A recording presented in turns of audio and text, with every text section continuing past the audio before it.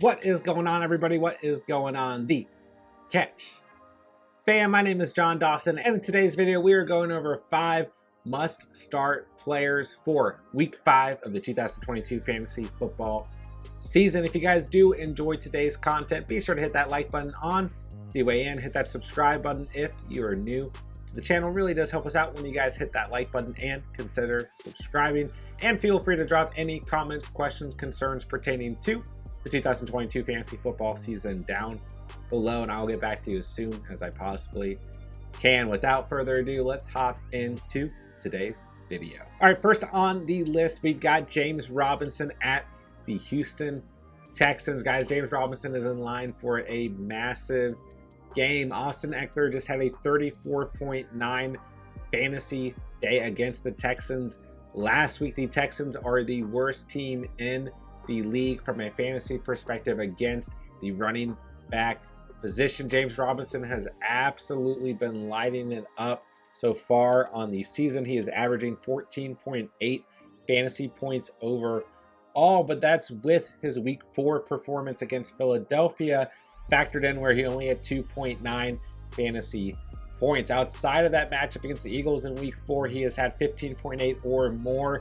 fantasy points in every game to start the season so far. He's your RB11 overall. There's no reason to not have James Robinson in your starting lineups moving into week 5. All right, next up, I've got Terry McLaurin of the Washington Commanders, having a good season overall in full PPR scoring formats, but we really haven't seen a crazy high ceiling on a consistent basis out of McLaurin so far. Jahan Dotson at the wide receiver position is expected to miss this game with a hamstring injury. He will not be playing, so I think that helps McLaurin overall in terms of targets. And I just like this game script between the Commanders and the Titans. Not a lot of defense involved in my mind going into this matchup. McLaurin has averaged 11.4 fantasy points in full PPR scoring formats so far, and the Titans are 28th in the league against opposing wide receivers. It's a beautiful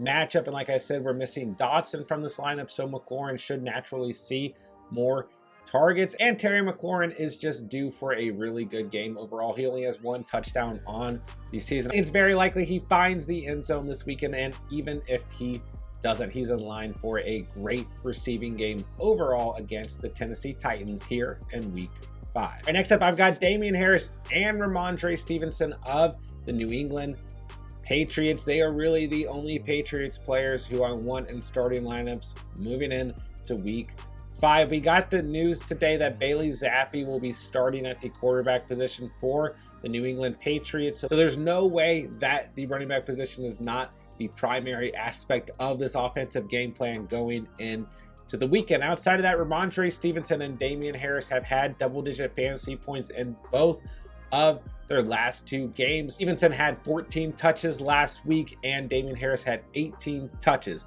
With all that being said, the Detroit Lions are the 31st worst team in the league against opposing running backs from a fantasy perspective, so it's a beautiful matchup. There's no reason to not flex Damien Harris or Ramondre Stevenson if you've got them on your roster moving into week 5. All right, next on the list, we're talking about TJ Hockenson, tight end for the Detroit Lions. Obviously a monster week 4 for TJ Hockenson, 39.9 fantasy points. That elevated him to tight end 3 overall, and I would expect another really nice ceiling for Hockenson in week 5. The Patriots are the 24th worst team in the league against opposing tight ends, but the reason really that Hockenson had such a big game last week, outside of the game script and the competitive game script, forcing the Lions to throw the football a lot, was because of all of the injuries. DJ Chark, Amon-Ra St. Brown, and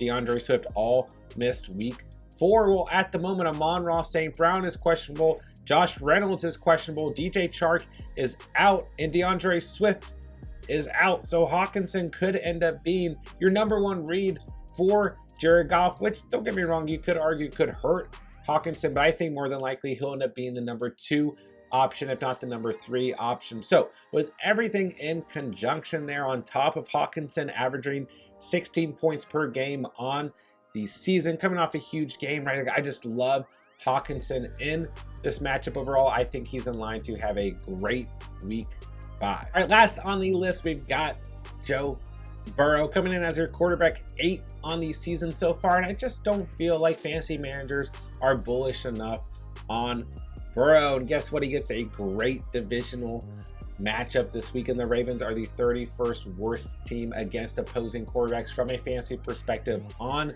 the season.